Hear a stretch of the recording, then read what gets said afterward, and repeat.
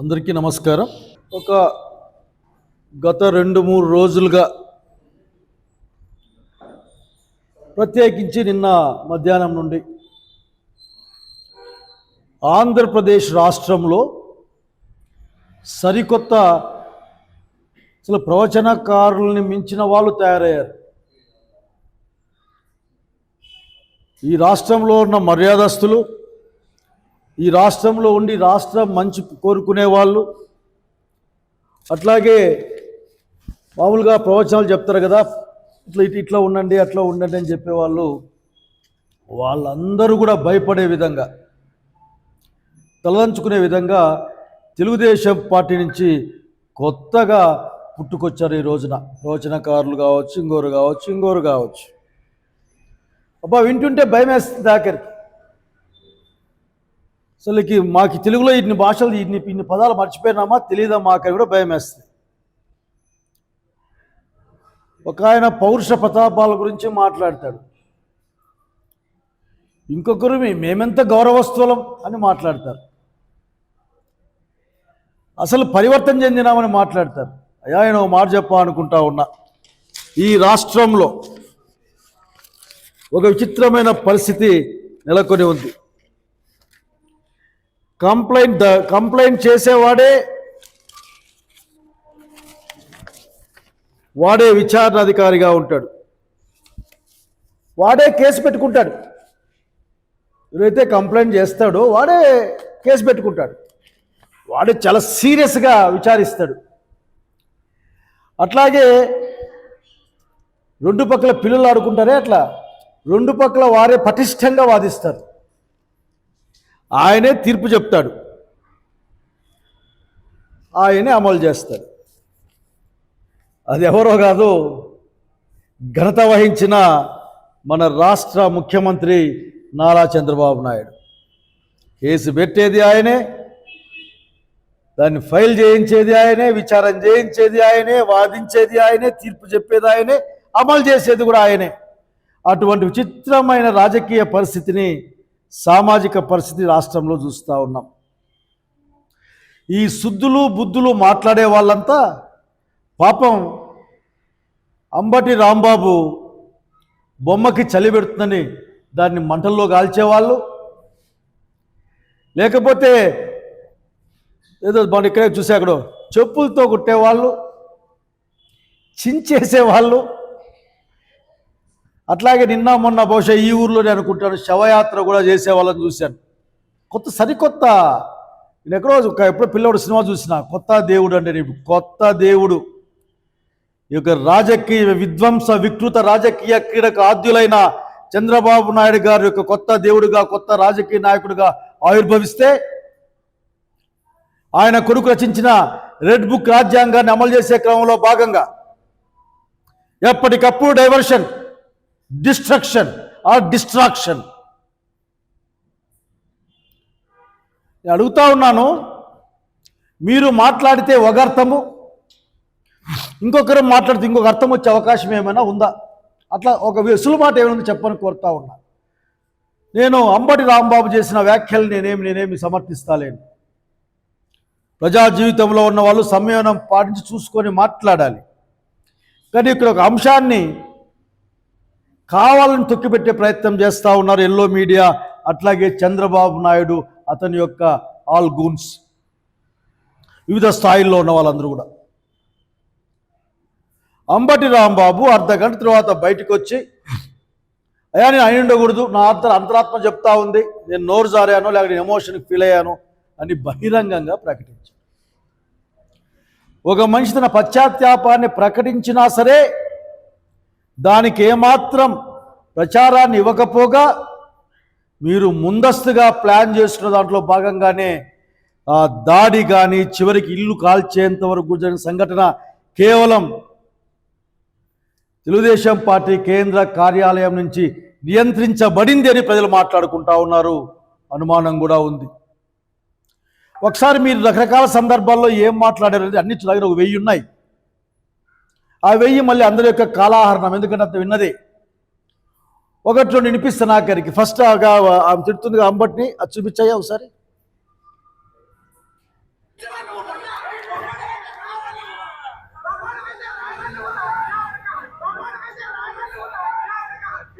వెయ్యాల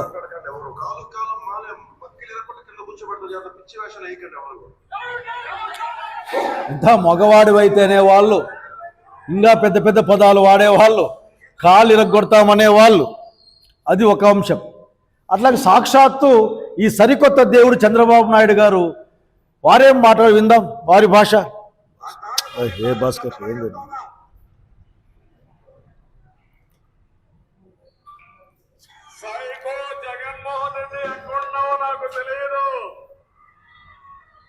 ఇది చంద్రబాబు గారు.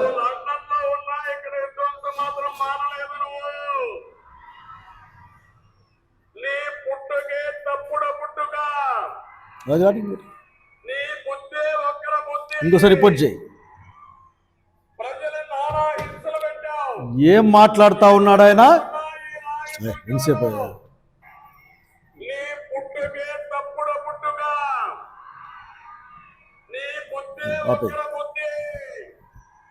జగన్మోహన్ రెడ్డి గారిని ఉద్దేశించి ఆయన మాట్లాడే మాట ఏందయ్యా అంటే, నీ పుట్టుకే తప్పుడు పుట్టక అని.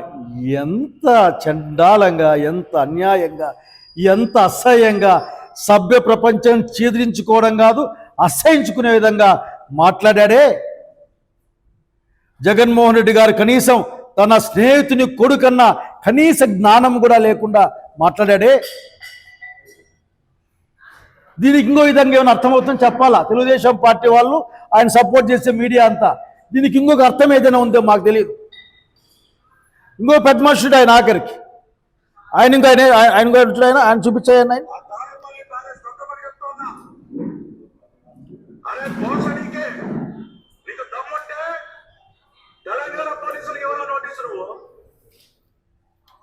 రిపీట్ చేయి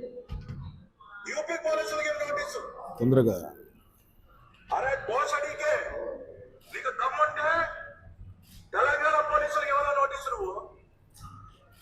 సో నేను చెప్పేది ఏమంటే, ఈ భాషలకి, ఈ పదాలకి అర్థం ఎప్పుడు మారిందో నాకు తెలియదు. ఒక్కడైనా సరే ఈ మాటలు మాట్లాడిన వాడు ఒక్కడైనా సరే జనం ముందుకు వచ్చి ఒక పశ్చాత్తాపాన్ని వ్యక్తం చేయడమో, పశ్చాత్తాపం చేయలేకపోతే కనీసం తమ అంతరాత్మకన సమానం చెప్పుకునే పరిస్థితి నాకేం కనపడలే. చంద్రబాబు నాయుడికి ఆయనకు సంబంధించిన వాళ్ళకి అంతరాత్మలు అంటే భయం వేస్తుంది, ఆత్మలంటే మరింత భయం వేస్తుంది. ఎందుకంటే ఆత్మలు అంటూ ఉంటే సీనియర్ రామారావు గారి ఆత్మ ఇతన్ని వెంటాడి వేధించి బహుశా నిద్రలేని రాత్రులు గడుపుకునే అవకాశం ఉంటుంది. కనుక ఆత్మల గురించి కానీ, ఆత్మ పరిశోధన గురించి కానీ, ఆత్మావలోకనం గురించి కానీ మాట్లాడితే ఇబ్బందిగా ఉంటుంది. కాబట్టి మాట్లాడకపోవడం మంచిది. వాళ్ళకి అడుగుతా ఉన్నా, ఎవరికైనా కనీసం సివిక్ సెన్స్ ఎవరికైనా ఉందా మీకు? ఒక మాట తూలిన తర్వాత మీరు జన్మల గురించి మాట్లాడుతూ ఉన్నారే, అసలుకి ఎక్కడ మీరు ఆ నాలుకల్ని దేంతో పెట్టి కరుక్కుంటారు మీరు? స్పష్టంగా ఇంకా పాపం ముద్రగడ పద్మనాభం అనుకో కనపడుతుంది. ముద్రగడ పద్మనాభం గారు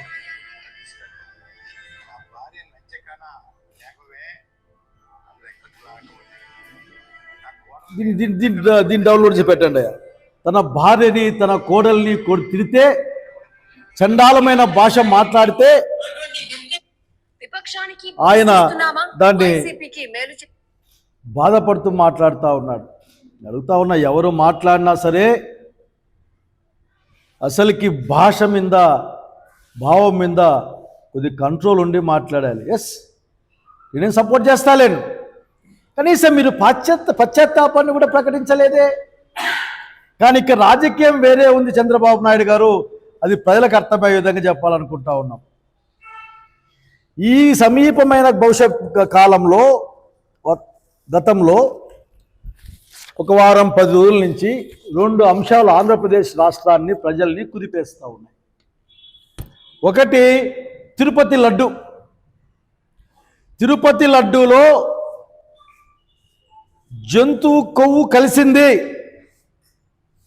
కలిసిందని ఆయన అన్ని శాఖల మంత్రి మాట్లాడితే, అది పంది కొవ్వు, ఆవు కొవ్వు, చేపల కొవ్వు కలిసిందని డిప్యూటీ సీఎం మాట్లాడితే, ముఖ్యమంత్రి స్థాయిలో ఉండి ఆ హోదా నుండి ఒకే ఒక్కసారిగా అసలు కల్తీ అయిపోయింది, నాసిరకం వస్తువులు, నాసిరకం కల్తీ అని మాట్లాడితే దీన్ని మీరు మీ దగ్గరున్న మీడియా ఎత్తుకొని తిరిగితే,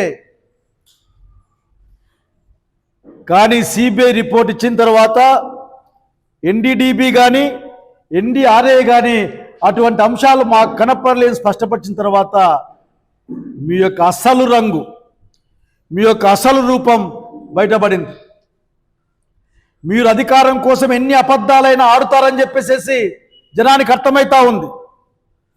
ఆ రోజున అసలు ఈ లడ్డు వ్యవహారమే మీకొచ్చిన ఓట్లలో చాలా ఓట్లు అర్థం కాని విధంగా వచ్చాయి, ఈవీఎం మిషన్ల ద్వారా వచ్చాయి అనే విధంగా జనం మాట్లాడుకుంటా ఉంటే దాన్ని డైవర్ట్ చేయడం కోసం మీరు మెట్లు కూడా గడిగించారు. అది మరీ మీ యొక్క రంగు, రూపం, రుచి చెడ్డది. మీరు చెడ్డ వాసన వస్తూ ఉన్నారు. ఇంపుగా లేదని సిబిఐ రిపోర్ట్లో చెప్తే, ఎఫ్ఐఆర్లో పెడితే దాన్ని తప్పించుకోవడం కోసం మీరు అట్లాగే దాదాపు వేలాది కోట్ల రూపాయలు విలువ చేసే భూముల్ని, ప్రజల భూముల్ని మా దగ్గర ఉన్నాయి కాబట్టి మావే కదా అని గీతం యూనివర్సిటీ వాళ్ళు మాట్లాడితే అక్కడ ఉన్న వైఎస్ఆర్ కాంగ్రెస్ పార్టీ కౌన్సిలర్లని దాడి చేసి దాన్ని ఆ మేయర్ అక్కడ తీర్మానం చేయించి ఇచ్చేస్తే దాన్ని ప్రజలు చీదరించుకుంటా ఉంటే దీన్ని డైవర్ట్ చేయడం కోసం మీరు ఈ కార్యక్రమాన్ని చేపట్టారు. అంబటి రాంబాబు అంటే ఏదో మాట్లాడాడు కాబట్టి మీరు చేశారు. భూమన కరుణాకర్ రెడ్డి పాపం అదేదో యాగాలు చేసుకుంటున్నాడు ఆయన ఆఖరిగా. యజ్ఞాలు యాగాలు, మీరేమో యజ్ఞ యాగాలు ధ్వంసం చేసడానికి పోయారు. ఆ విడుదల రజని ఆడబిడ్డ ఆ అమ్మాయి మీద దాడి, బ్రహ్మనాయుడు మీద దాడి, మీకు ఎవరు అడ్డం చెప్తే వాళ్ళ మీద దాడి చేసి పల్నాడులాగా చావు కారణమై, సాల్మన్ చావుల కారణమై అన్ని వ్యవస్థల్ని గుప్పెట్లో పెట్టుకొని ప్రజల్ని భయపడించి తద్వారా మీ రాజ్యాన్ని నడుపుకొని మీ యొక్క సొంత లాభం కోసం ఈ రాష్ట్రాన్ని దోచుకునే ప్రక్రియలో భాగంగానే మీరు ఈ కార్యక్రమం చేశారు. లేకపోతే సుప్రీంకోర్టుకు వ్యతిరేకంగా, సిబిఐ యొక్క ఎఫ్ఐఆర్కి వ్యతిరేకంగా మీరు పోస్టర్లు, ఫ్లెక్సీలు వేయిస్తారా? నేను పోలీసులను కోరుతా ఉన్నా, మీకు ఇంకేం పని లేదా? ఫ్లెక్సీల కాపలా లా అండ్ ఆర్డర్ ప్రాబ్లం ఉంది, ప్రజలు ఇబ్బంది పడతా ఉన్నారు. రాష్ట్రమంతా గంజాయి తాగుబోతుల బ్యాచ్లు పెరిగిపోయినాయి. ఇదే అనంతపురంలో ఇబ్బంది పడతా ఉన్నారు. ఇంకో పనేం లేదా? పోలీస్ అధికారుల వారు అర్థం చేసుకోమని మీరు ప్రమాణం చేసిన భారత రాజ్యాంగాన్ని గుర్తెచ్చుకొని కోరుతా ఉన్నా. రెడ్ బుక్ రాజ్యాంగం ప్రకారం నడవడానికి మీకు మనసు ఏ విధంగా వస్తుందో ఇప్పటికీ నాకు అర్థం కావడం లేదు. మరి వాళ్ళ మీద ఎందుకు దాడి చేశారు మీరు? భూమన కరుణాకర్ ముందుగానే ప్లాన్ ఉంది మీ దగ్గర. మీకు కావలసిన పోలీస్ అధికారులతో మాట్లాడుకొని పక్కా ప్రణాళికతో బాబు గారి యొక్క డైరెక్షన్లో జరిగిందని ప్రజలు మాట్లాడుతూ ఉన్నారు. అనుమానాలు సర్వత్రా వ్యాపించి ఉన్నాయి. ఒక్క కేసైనా పెట్టారా? ఒక్కరినైనా అరెస్ట్ చేశారా మీరు? అంటే మీరు పోండి, దాడి చేసుకోండి, కొట్టండి, వీలైతే కాల్ చేయండి అని చెప్తా ఉన్నారా? 5 గంటల పాటు విధ్వంసం జరిగితే అంబటి రాంబాబు సంబంధించిన సంఘటనలో DGP office, special protection force, ఆ తర్వాత ఇంకా ఎస్పీ ఆఫీసు, డిఎస్పీ, రకరకాల ఆఫీసులు అన్నీ ఆ చుట్టుపక్కలే ఉన్నాయే. కర్రలు పట్టుకొని ఫోటోలు అన్ని పేపర్లో వచ్చాయి, సోషల్ మీడియాలు తిరుగుతూ ఉన్నాయి. కర్రలు పట్టుకొని కాపలా కాసి కొట్టేయకపోతే మీరు ఎవరికి రక్షణ కల్పిస్తున్నారో నాకు అర్థం కావడంలే. మొన్న వెనకటికి అన్నట్లు ఒకరు ఈ రాష్ట్రంలో గూండాలకి, దుర్మార్గులకి, ప్రజల్ని హింసించే వాళ్ళకి చాలా పటిష్టమైన భద్రత ఆంధ్రప్రదేశ్ ప్రభుత్వం కలగజేస్తూ ఉందని జనాలు మాట్లాడుకుంటా ఉన్నారు. మీరా భాష గురించి మాట్లాడేది? మీ ఎమ్మెల్యే, స్థానిక అనంతరం ఎమ్మెల్యే చిన్న ఎన్టీఆర్ వాళ్ళమ్మ గురించి అన్యాయంగా మాట్లాడితే, అనేకమైన విషయాలు పబ్లిక్ డొమైన్లోకి వస్తే మీ దగ్గర నుంచి ఏదైనా ఉందా? మరి చంద్రబాబు నాయుడు గారే నీది తప్పుడు పుట్ట కానీ మా నాయకుడు జగన్మోహన్ రెడ్డి గారి గురించి మాట్లాడుతుంటే ఏమనుకుంటున్నారు చంద్రబాబు నాయుడు గారు? మీరు చెప్పాల్సిన అవసరం ఉంది, ప్రజలు కూడా అడగాల్సిన అవసరం ఉంది. కోట్లాది మందికి ప్రాతిథ్యం వహించే నాయకుడు జగన్మోహన్ రెడ్డి అంత మాటని కనీసం పశ్చాత్తాపాన్ని కూడా వ్యక్తం చేయబోగా అక్కడ మీరు మామూలుగా చెప్పుకునే మీ స్నేహితుని కుమారుడు అక్కడున్న సంగతి గుర్తుపెట్టుకొని మీరు మాట్లాడడానికి చేతగాలేదే. మేము చూసుకుంటామని చెప్తున్నారని చెప్తా ఉంటారు. కొద్దిమంది పోలీసు అధికారులతో మాట్లాడితే మా చేతులు కట్టేసినారు సార్, మేమేమీ చేయలేం, పైనుంచి ఉత్తర్వులు సార్. దేనికి ఉత్తర్వులు? ఎస్సీ ఎస్టీ బీసీల పైన జరిగే దౌర్జన్య కాడని అరికట్టడానికి పోలీసులు పనిచేయాలి. నోరు లేని, ధనబలం లేని, భుజబలం లేని పేదవాళ్ళ ఆస్తుల్ని ఆక్రమిస్తూ ఉంటే దాన్ని కాపాడడం కోసం పోలీసులు పనిచేయాలి. ఇవన్నీ ఏమీ లేకపోగా కేవలం చూస్తూ ఊరకనే. నాకు ఆశ్చర్యం వేస్తుంది, కనీసం ఒకరి మీద ఒక దెబ్బేసి వాడి పక్కకి నెట్లేరా మీరు? ఒక దెబ్బేసి అదేముండదు, మిర్రి చూస్తారని చెప్పి కనపడుతుంది ఫోటోల్లో మాకు. కనుక దయచేసి మాకు అర్థమవుతుంది, మాకే కాదు ప్రజలకు అర్థమవుతా ఉంది. సరికొత్త రాజ్యాంగం, సరికొత్త నియంత్రణ దేవుడు, సరికొత్త ఆచరణ, సరికొత్త విచారణ ఆంధ్రప్రదేశ్ రాష్ట్రంలో వేళ్ళూనుకునే విధంగా ప్రజల అభిమానంతో ఎన్నికల్లో గెలవాల్సింది పోయి ప్రజల్ని భయపెట్టి అధికారాన్ని కాపాడుకునే ప్రయత్నం చేస్తూ ఉన్నారు. ఆ లడ్డు విషయంలో మీరు మాట్లాడిన అన్ని ఘోరమైన మాటలకి క్షమాపణ చెప్పి ఇంకా పాప పరిహారార్థం ఏమో చేయాల్సింది పోయి దాన్ని బుకాయించే ప్రయత్నంలో ఆంధ్రప్రదేశ్లో విధ్వంసాన్ని సృష్టిస్తున్న విషయాన్ని స్పష్టంగా చెప్పాలనుకుంటా ఉన్నాం. మీకు కోపం వస్తుంది, ఎందుకంటే మీకు తెలుసు మీరు చేస్తున్న తప్పని, మీరు చేస్తున్నది అన్యాయమని మీకు కనీసం ఎక్కడైనా కొద్ది మందికైనా మీ పార్టీలో అనిపిస్తూ ఉంటుంది. మీరు 10 రూపాయలకే భూములు అమ్మినప్పుడు, ఉచితంగా భూములు అమ్మినప్పుడు, లూలుకైతే దోచిపెట్టినప్పుడు అది మీ వ్యక్తిగత విషయంగా మారిపోయినప్పుడు అడిగేవాడు ఉండకూడదు. అడిగితే భయపడిస్తారు, అడిగితే బెదిరిస్తారు. ఇప్పటికైనా కోరుతా ఉన్నాం, నిజంగా 5 గంటల పాటు అంత విచ్చలవిడిగా అరెస్ట్ చేశారు. అరెస్ట్ అయిపోయిన తర్వాత ఇంట్లో కాలిస్తే ఇంట్లో అంటే అందరినీ పెట్టి సజీవంగా దహనం చేద్దామనుకున్నారా? అక్కడ స్థానిక ఎమ్మెల్యే భర్త గారు, అట్లాగే స్థానిక ఎంపీ కేంద్ర మంత్రి గారి మనుషులు ఉన్నారని, భర్త గారు ప్రత్యక్షంగా ఉన్నారని వినిపిస్తా ఉన్నాయి, వార్తలు వస్తూ ఉన్నాయి. మీకు నేను వినిపించాను. కనుక సుభాషితాలు చెప్పే వాళ్ళు మారారు, సుభాషితాల పదాలు కూడా మారాయి. ఆవేశమట, ఆవేశంలో తిట్టారట. ఆడు ఒక అక్కయ్య తిడతా ఉంది, అనరాని మాటలు వినపడలేదా? అందుకే మేము అలాంటి వాళ్ళు డిమాండ్ చేస్తూ ఉన్నాం. ఈ రోజున మొత్తం ఆ వ్యవహారంలో ఉన్న అన్ని వీడియోలు కూడా పటిష్టంగా ఫోరెన్సిక్ డిపార్ట్మెంట్ ఎంక్వైరీ చేయించాలి. అంబటి రాంబాబు గారు చెప్తా ఉన్నారు, నాకు ఆ ఉద్దేశం లేదు, నేను మాస్లో ఆవేశంలో ఎమోషన్లో నేను మాస్ తిట్టుకుంటున్నప్పుడు నాకు చంద్రబాబు నాయుడు అనే ఉద్దేశం లేదు. చూద్దాం ఆ గ్యాప్ ఎంత ఉందో, ఫోరెన్సిక్లో రిపోర్ట్ తెప్పించుకుందాం.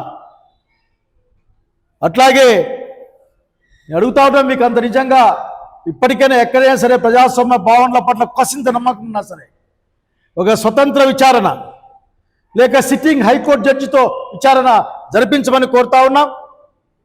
లేని పక్షంలో ఇదే విధంగా కంటిన్యూ రోజుకి లేని దాన్ని చల్లగా ఒక ఊరుంటే ఆ ఊరిలో మీరు ఒక శవయాత్ర చేపిస్తారు, ప్రశాంతంగా ఒక వీధి ఉంటే అక్కడ మీరు ఫ్లెక్స్ పెట్టి చెప్పులతో కొట్టిస్తారు. ఏంటిది? ఈ ఎమోషన్స్ పెంచడం, ఆవేశాలు పెంచడం, మీరు ఈ రాష్ట్రానికి చేస్తున్న ద్రోహం గురించి ప్రజలు మాట్లాడుకోవడం మానేస్తారనేది మీ భ్రమల్లో బతుకుతా ఉన్నారు మీరు. ఇప్పటికైనా చెప్తా ఉన్నాం మేము, మీ యొక్క వికృత రాజకీయ క్రీడను మానేయండి. ఏది న్యాయమో ఏది ధర్మమో ఏం జరిగిందో లెట్ ఇట్ బి ఒక ఇండిపెండెంట్ ఆర్గనైజేషన్తో కానీ ఒక సిట్టింగ్ జడ్జితో కానీ ఎంక్వైరీ చేయించండి.